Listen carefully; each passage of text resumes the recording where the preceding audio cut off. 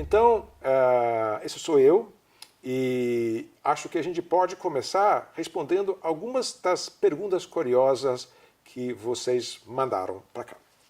Vamos começar com a pergunta do Luan. Ele pergunta o seguinte: mais do que nunca, o nosso mundo está em constante mudança e cada vez mais imprevisível. Ainda é possível tentar antecipar tendências, mesmo com tantas transformações e tanta velocidade? Bom, Luan, nós vamos falar um pouco sobre isso nessas sessões aqui. E eu trabalho com um conceito que eu não conheço o termo em português. Em inglês chamamos de foreshadowing, que na verdade em português explicando seria jogar a sombra para frente. Então se você imagina que atrás de você tem uma luz que projeta uma sombra na parede, que poderia ser o seu futuro perfil, né? Isso quer dizer o quê? A gente pode trabalhar com tendências do passado, entendendo relação entre vários impulsos e entendendo como é que cada um desses impulsos, e a gente estende eles para frente, começa a interagir e criar um futuro possível. Tá?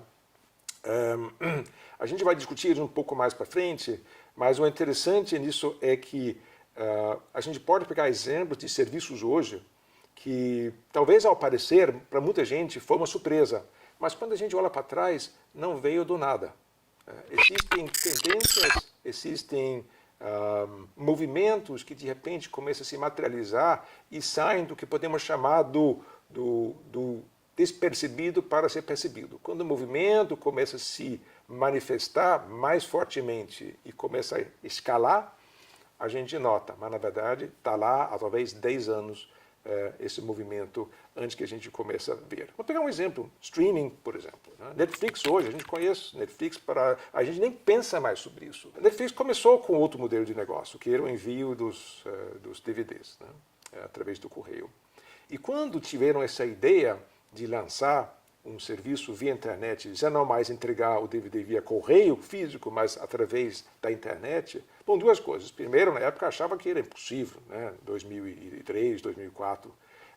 Depois pensavam que, puxa vida, mas como é que eu vou ter um modelo de negócio em cima disso? Porque já não é mais eu que pago pela internet, tenho que pagar pelo filme também. Na verdade, levou 7 anos para que a receita da Netflix, do streaming, ficou equiparado com a receita do envio dos DVDs via correio. A gente só começou a pensar, ou muita gente só tomou conhecimento desse serviço depois, né? Mas passou muito tempo em formação. E antes disso, muitos outros serviços também começavam a ter, digamos, o lançamento e testando as águas, ou testando o modelo de negócio, antes que pegou o jeito certo e entrou. Hoje em dia nem pensamos mais sobre algo que há 10 anos era muito assim, entre nerd, que era o chamado VoIP, né? O Voice over IP, o voz sobre IP. Termo técnico que hoje nada mais quer dizer que a gente fala com o nosso celular, ou telefone, ou com as outras pessoas através de um canal de dados. WhatsApp, por exemplo, FaceTime. Nem pensamos mais sobre isso, mas na época, os primeiros serviços, né, as primeiras instâncias do Skype, por exemplo, eu lembro bem quando eu experimentava isso, era um horror, né, porque era cortado toda hora, não funcionava muito bem, e era sempre difícil, né, trabalhar com isso. Hoje nem pensamos mais sobre isso. Eu diria até que muita gente utiliza muito mais essa modalidade de comunicação do que fazer a chamada convencional no seu celular. A gente utiliza esses serviços porque são mais fáceis, né? Mais intuitivos. Mas passaram por um longo caminho evolutivo que muitas vezes a gente não pensa. Da mesma maneira, podemos olhar para frente também.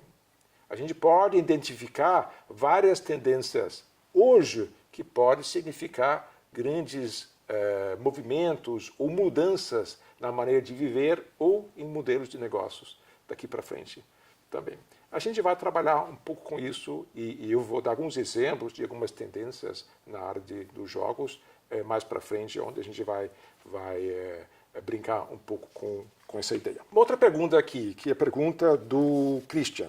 Hoje vivemos a era da inovação, onde sempre é preciso criar algo diferente para buscar destaque no mercado, os produtos, etc. O mundo realmente será de quem faz diferente o tempo todo ou haverá uma certa volta ao básico? Achei essa pergunta super interessante, porque às vezes pensamos que as inovações ficam sempre mais complexas, ficam sempre mais sofisticadas.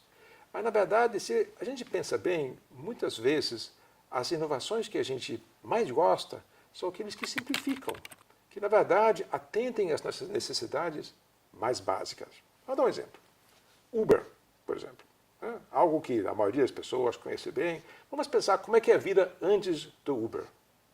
A gente tinha que primeiro chamar um táxi. Como é que eu chamo o táxi? Tem um ponto aqui perto? Alguém conhece que tem um ponto aqui perto da minha casa? Vou ligar para o rádio táxi? Em quanto tempo chega? Só para chamar o carro era muito mais transtorno do que hoje. Hoje a gente, o aplicativo já mais ou menos sabe para onde nós costumamos ir. Sugerir alguns destinos, a gente já clica assim, sim, claro, eu vou para o serviço, eu vou visitar a minha namorada ou vou visitar a casa dos meus pais, que eu costumo ir e já sabe disso. Quando eu vou para outra cidade, ele já entende que a última vez que fui naquela cidade, normalmente ia para aqueles endereços, já sugere isso na hora que eu chego naquela cidade, por exemplo. Facilita a minha vida. Outra coisa, na hora de pedir o carro, já mostra em quanto tempo que chega e a placa do carro.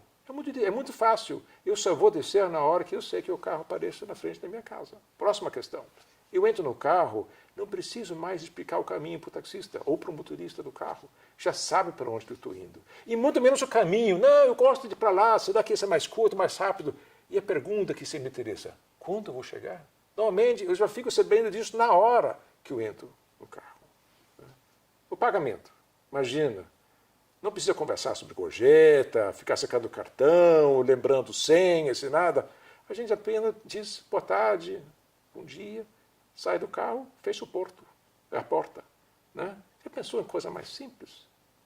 E depois disso, se a gente quiser saber, a gente tem uma listinha, recebe os e-mails, pode entrar no próprio aplicativo e ver todas as corridas que nós fizemos, que dia que foi para onde, foi o caminho, que horas, não sei o quê. Né?